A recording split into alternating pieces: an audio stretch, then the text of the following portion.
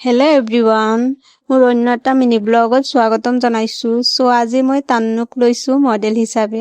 তাক মই এসপ্তাহ আগৰ পৰাই কৈ থৈছোঁ যে মই তোমাক মেকআপ কৰি দিম বুলি। তাই আজিহে কৈছে যে কৰা মোক।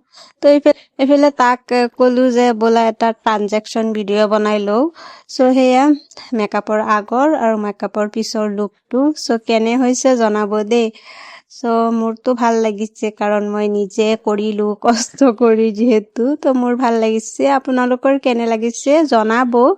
এইফালে মই ধুনীয়াকৈ দেখাই দিম হেয়াৰ ষ্টাইলটো মই একদম চিম্পলকৈ কৰিলোঁ। কেনেকৈ কৰিলোঁ লাষ্টত মই দেখাম।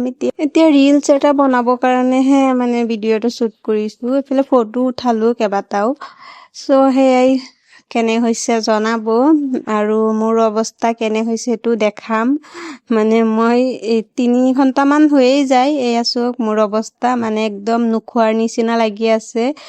প্ৰায় 2-2:30মান হৈ গ'ল আৰু এইফালে মই হেয়াৰ ষ্টাইলটো এইফালে তাই আধা খুলিলেই। মই কৈছোঁ ৰ'বা মই হেয়াৰ ষ্টাইলটো কেনেকৈ চিম্পলত কৰিছোঁ এইটো ভালকৈ দেখাই দিওঁ। মই গোটেইখিনি খুলি ক্ৰেম্পিং কৰি খোপাটো বান্ধি দিলোঁ ইমানেই। কেনে লাগিছে জনাব আৰু আপোনালোকৰ যদি ভাল লাগে ধুনীয়াকৈ এটা কমেণ্ট কৰিব।